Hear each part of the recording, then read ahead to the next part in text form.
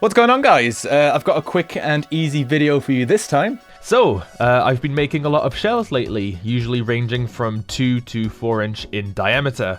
I often drive off to a field and waste a lot of time digging pits to bury individual mortar tubes to fire the shells safely. Say something, Nikki. I'm giving up on you. I could of course bring out mortar racks, one for each diameter, but that would be a bit of a hassle. So I decided to make a simple multi-diameter mortar rack for quick and easy testing. So when designing a mortar rack, there are basically two things to consider: the weight and, much more importantly, the ability to resist a low break or a flower pot. So basically, if a shell blows up inside the tube, will the rack safely contain the blast, or will it explode with it, sending shrapnel and ignited mortar tubes everywhere? To prevent this from happening, I made sure the mortar tubes were physically separated by at least 2 inches, and I designed a frame out of solid steel profiles. You might think this makes the rack extremely heavy, and, well, in all honesty, it kinda does. But to achieve the same strength using a lighter material, such as wood for instance, you would need a much larger volume of it, which would increase the weight anyways, so I wouldn't actually gain that much from doing it that way. Aluminium has a really good strength to weight ratio, and probably would have been a much better material. It would even be able to resist corrosion caused by rain and humidity out in the field. However, at this time I unfortunately don't have the equipment to properly weld aluminium, so steel was the material of choice. And also, by the way, fiberglass mortars are definitely not the best material when it comes to containing flower pots. Even if the rack itself holds up, these tubes have a tendency to send fiberglass shrapnel everywhere, whereas HDPE tubes tend to deform around the blast, but stay in one piece. However, these are the only tubes I was able to get my hands on. Cardboard tubes also work great, but don't tend to last as long. To hold the tubes in place, I simply cut out circles corresponding to the diameter of each tube in a thick steel sheet. Okay, now this is really important. The force applied on the shell to accelerate it out of the tube is the same force applied by the tube onto the rack, right? Newton's third law.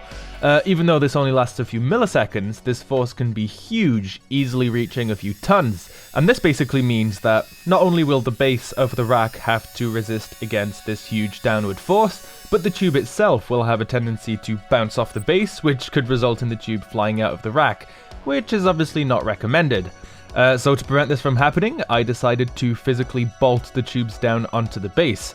I drilled a hole through this plug and screwed it tightly to the base. Now, this definitely means that the seal is not airtight anymore, which means that during launch, some gases will be able to escape between the screw and the hole, which could result in a lower break.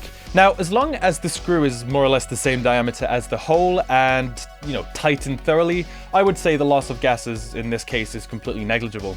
Okay, time to test it out. I have a really small show here, a 2-inch salute, a small cake, a 3-inch red peony, and a 4-inch multicolor Kamuro. Of course, the rack itself needs to be very stable and should never be able to, just tip over.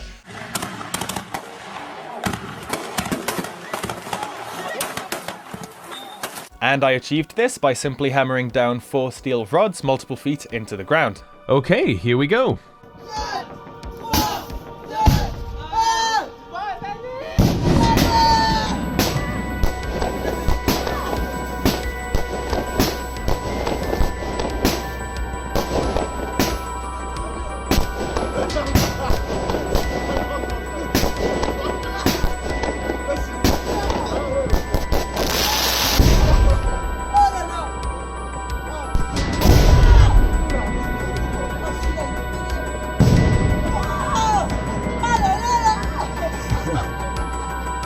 And there you have it. So, like I said, I'm working on this crazy series in which I will show how to make different types of fireworks, how to fire them, and I'm even going to try and make different shapes in the sky. So if you don't want to miss that, subscribe to my channel, and thank you very much for watching, and I will see you next time.